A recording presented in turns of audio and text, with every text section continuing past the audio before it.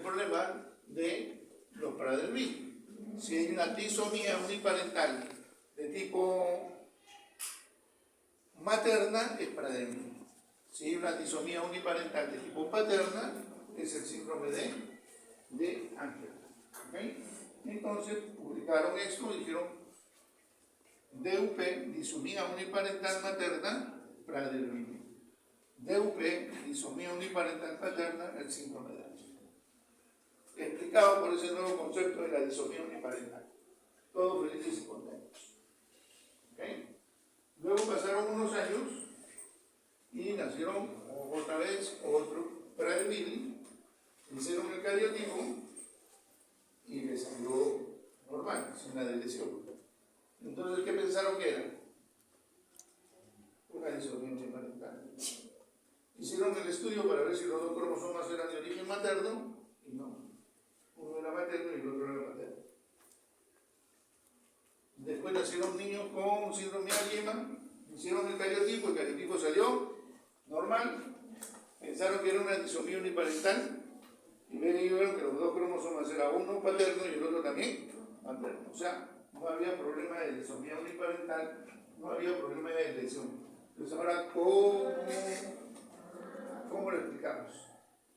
Nuevamente un dolor de cabeza para los genetistas. ¿Cómo explicamos que es? Porque ya con la lesión vamos a explicar. Con la disomía uniparental también era un nuevo concepto, entonces así se podía explicar.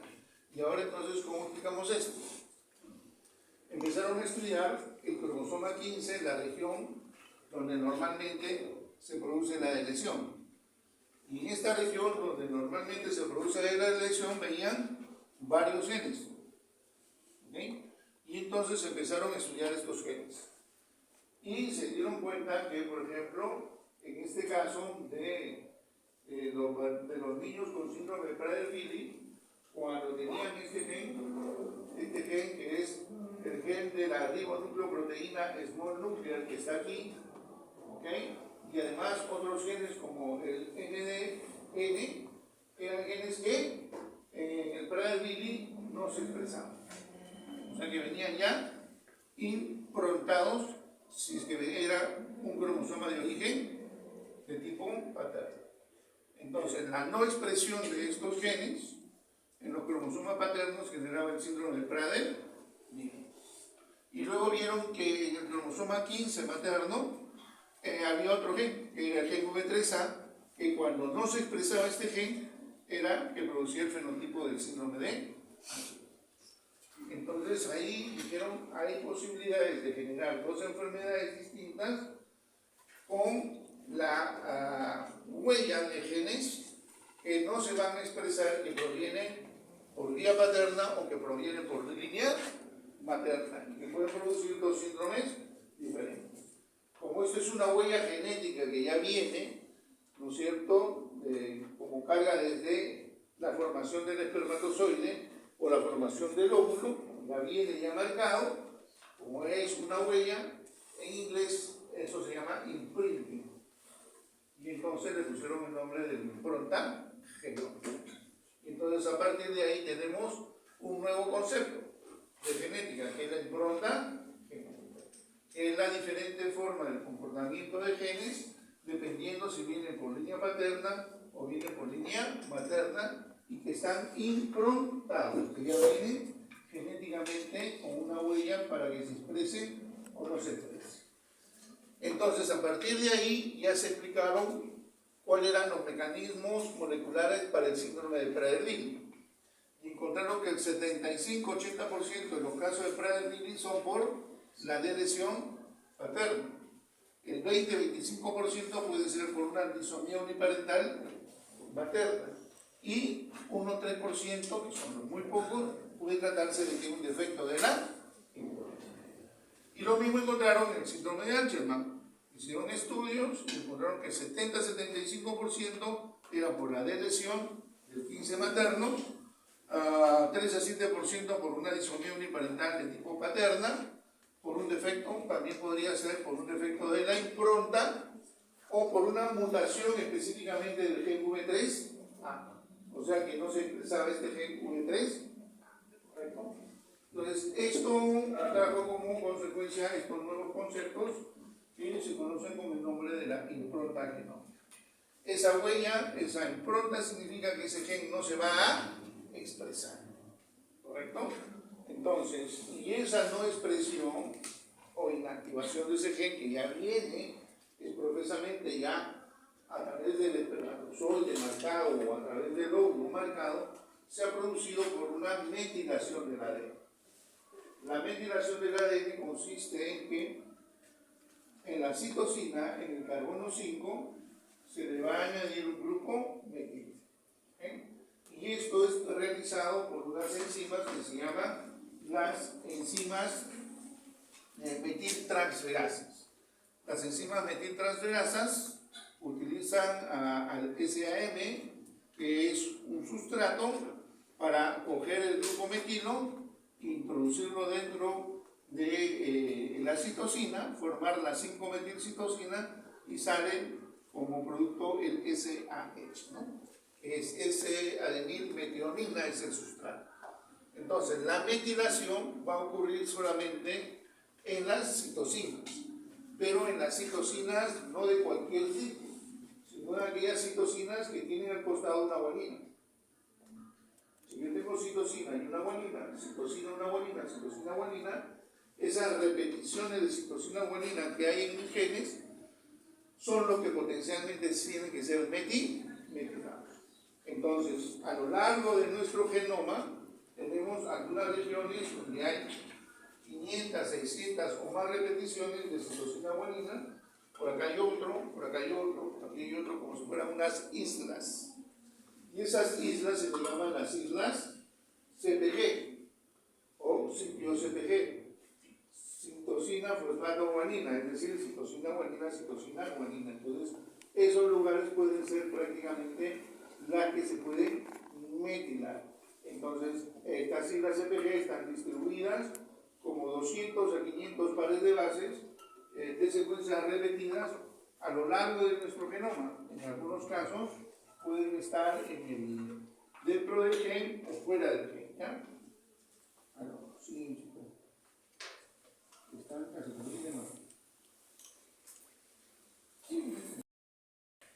entonces, esas regiones son las que van a ser metiladas. Las citosinas, pero de las islas CPG, donde hay 200, 500, 600 o más repeticiones, que están más o menos estas islas en el 56% de los genes humanos, ¿ya? Y la mayoría de estos genes son genes housekeeping, que son genes que tienen que ver con la síntesis de proteínas principales. Entonces, vamos a tener nosotros aquí un gen en la que tenemos las regiones promotoras, donde hay islas CPG, podemos tener exones y tenemos también secuencias que están repetidas por fuera del gen. Entonces, la distribución de estas islas CPG puede ser en las regiones de las cajas claves, muy cercanas a ellas, en la parte de los exones, o sea, intragénico, o puede ser fuera de él, que sean secuencias de tipo extragénicas. Pero en este caso son secuencias en donde hay una gran cantidad de repeticiones de citosina, guanina, citosina, guanina, citosina, guanina. Y en algunos de nuestros genes, por ejemplo, cuando una célula, ¿no?, como la célula nerviosa, no tiene que producir albúmina, porque la célula nerviosa no produce albúmina, entonces metila ese gen para que no lo produzca. ¿Okay? Entonces, nuestras células normalmente utilizan estos mecanismos para hacer que un gen se exprese o no se exprese. Los linfocitos producen inmunoglobulina, pero no producen neuropéptidos, pero sí tienen el gen para eso. Entonces, pero no se tienen que estar activos. Pero utilizan mecanismos de metilación para inactivarlos. ¿Correcto? Y cuando tienen que activarlos, ¿qué tendrían que hacer? Desmetilar. Entonces, esos mecanismos, que son cambios químicos, no se está atacando a la secuencia del gen y los nucleótidos. Esos mecanismos químicos se llaman los mecanismos epigénicos. Los mecanismos epigénicos. Entonces, lo que va a ocurrir bioquímicamente es que a la citosina con la enzima ADN metiltransferasa, utilizando la S-adenosilmetionina como sustrato, le quito un grupo metilo para colocarlo en el carbono 5 y tengo la 5-metilcitosina. Pues todas esas citosinas que ahí van a ser metiladas. Entonces, una vez que son metiladas, puede ser una hipermetilación tan grande que cuando se tienen que reconocer las cajas claves, como están tan hipermetiladas, los factores de transcripción no pueden entrar. Si no pueden entrar, no reconocen las cajas claves o las regiones promotoras, por lo tanto no hay expresión. ¿Se entiende? El otro mecanismo, que es un mecanismo indirecto, es que se produce la metilación y esa metilación atrae a proteínas que se unen específicamente a estas regiones metiladas. Y estas proteínas que se unen específicamente a estas regiones metiladas del CPG, como la proteína BP2, MB2 o de tipo 3, 4 o la CAIS, o sea, a estas proteínas vienen y se unen. Si se unen acá, cuando venga el factor de transcripción va a encontrar su sitio ocupado. ¿Okay? Pero como encuentra su sitio ocupado por estas proteínas, no reconoce las cajas claves y por lo tanto esto no está, no se va a expresar. Estos mecanismos epigenéticos son reversibles. ¿Sí? O sea, cuando mis células quieren inactivar un gen, pueden utilizar estos mecanismos bioquímicos para hacer que el gen no se exprese. ¿Okay? El problema va cuando mis células fallan en esos mecanismos de metilación y en lugar de mantenerlo, por ejemplo, activo un determinado gen, lo inactivan. Y eso ocurre muchas veces cuando, por ejemplo, cuando se produce la división celular, el ciclo celular, ya les comenté en algún momento que hay genes que promueven que las células se dividan, que se llaman los proto-oncogenes. Y hay genes que detienen el número de divisiones, ¿no es cierto?, que lo limitan, que son los genes tumores supresores. Entonces, estos genes tumores supresores siempre tienen que estar activos para frenar, ¿verdad? ¿Qué pasa si es que estos son metilados? Se inactivan y ya no frenan. Entonces la célula empieza a crecer de manera desordenada. Y eso es uno de los puntos a partir del cual se genera el descanso. Los mecanismos epigenéticos están muy íntimamente ligados al problema del cáncer, como por ejemplo estas hipermetilaciones de los genes tumores supresores. Y estos cambios epigenéticos son cambios epigenéticos que están muy influidos por factores medioambientales. Por factores medioambientales se ve que promueven que las células, ¿no es cierto?, se alteren y hagan metilaciones de algunos genes que tienen que estar activos. O de algunos genes que tienen que estar inactivos, le quitan el grupo metilo, o sea, una demetilación. Y eso es muchas veces causa de muchas enfermedades. Dentro de las más importantes, el desarrollo del cáncer. Y no solamente esto está motivado por factores medioambientales, sino también por el estilo de vida. Y ya se ha demostrado que el estilo de vida y el tipo de alimentación pueden promover también cambios epigenéticos que no son los adecuados para la salud de las personas. ¿Y en dónde se ha demostrado fuerte esto? En el desarrollo del cáncer. Entonces, en el siglo pasado, en los años 90, en los años 2000, por ahí, el índice mayor de cáncer de mama en las mujeres se observaba alrededor de los 60 años. Ahora el índice de cáncer de mama se observa alrededor de los 45 años. O sea, se está produciendo el pico máximo mucho más antes. En el caso de los varones igual, el cáncer de colon, de pulmón, era alrededor de los 70. Ahora se está produciendo alrededor de los 60. Entonces, eso está trayendo como consecuencia que los hábitos de consumo alimenticios en este nuevo ciclo han cambiado fuertemente comparado a los años 70, 80, por ahí.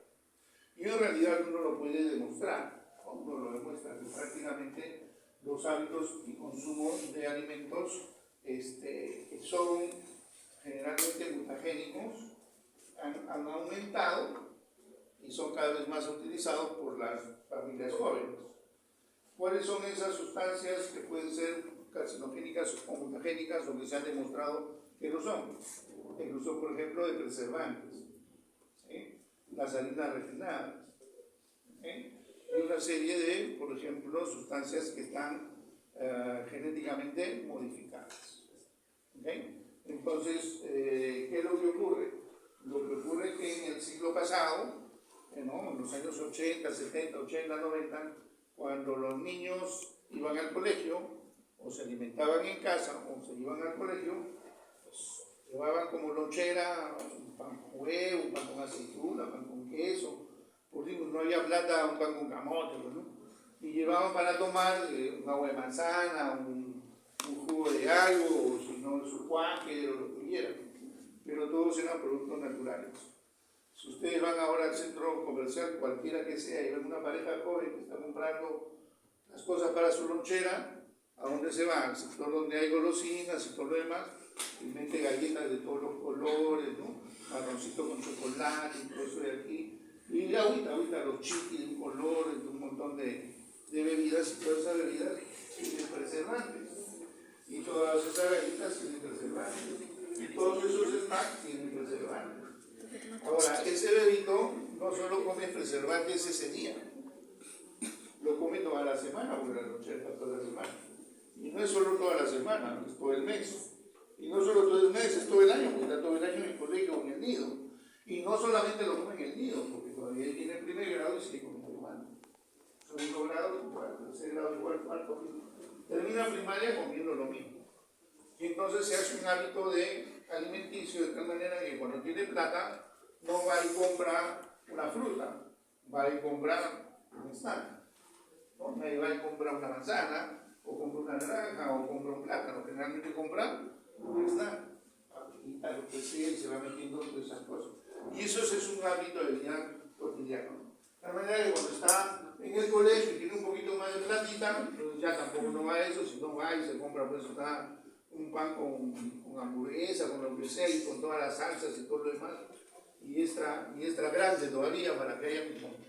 Entonces, ahí vienen todos estos hábitos de vida que se van produciendo. Y eso es normal, eso es natural, eso es algo que se observa permanentemente. Entonces, hay un consumo de vida, un consumo de estos alimentos desde primera edad, ¿no?